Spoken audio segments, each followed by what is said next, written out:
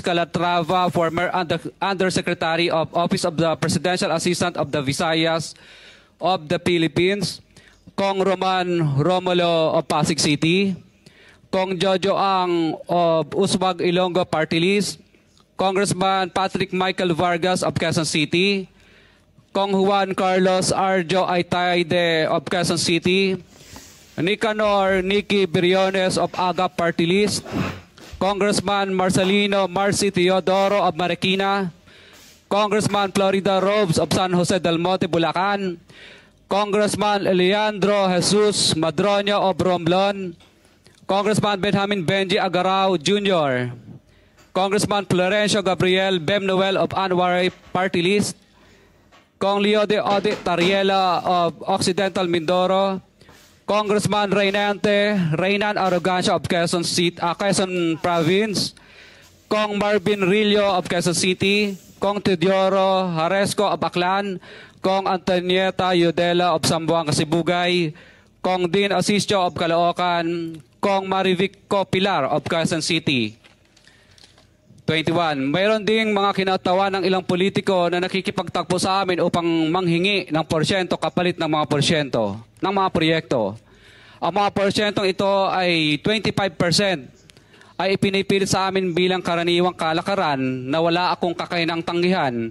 Ilan sa kanila ay sina Regional Director Eduardo Virgilio of DPW's Region 5, Director Ramon Ariola III of Unified Management UPMO, District Engineer Henry Alcantara, DPW's Bulacan First, Undersecretary Robert Bernardo, District Engineer Aristotle Ramos of DPW's Metro First, Pasig City, District Engineer Manny Bulusan of DPW's North Manila Deo, District Engineer Edgardo C. Pingol of DPW's Bulacan Subdeo, District Engineer Michael Rosaria of DPW's Quezon Second Deo. Karamihan sa mga kawani ng DPWs na nabanggit sa itaas ay paulit-ulit na binabanggit ang delivery ng pera ay para sa kay Saldico na dapat at least 25%. Si Kong Marvin Rillo naman ay ilang beses na binabanggit ang pangalan ni Speaker Martin Romualdez bilang kanyang malapit na kaibigan. 25. Sa tuwing umiinom kami sa Wine Story, sa BGC at sa Shangri-La Mall, sinasabi pa ni Kong Rillo na lahat ng kanyang request para sa pondo ay galing pa mismo sa unprogrammed funds at insertion na inaaprubahan ni Speaker. Ang tao ni Marvin Rillo na si Bogs Magalong ang pumupunta sa amin para kunin ang pera sa aming opisina o sa Wine Story. Si Kong Jojo Ang naman, lagi ring binabanggit sa lahat ng project sa kanya ay papondo ni Speaker at ni Saldico. Mataas ang hinihingi sa project, dagdag pa niya, hindi naman lahat ng pera ay para sa kanya, kundi para kay Speaker at kay Saldico. Sa lungsod ng Pasig naman, lumapit sa akin ang DPW's project engineer na si Angelita Garucha para kolektahin ang parte ni Kong Roman Romulo sa flood control projects noong 2022. 28, number 28. Pagdating ng 2025, si District Engineer Aristotle Ramos ang sumunod na nagpakilala na bagman ni Kong Roman Romulo kung saan 30% ang kanyang hiningi ay para kay Kong Roman Romulo.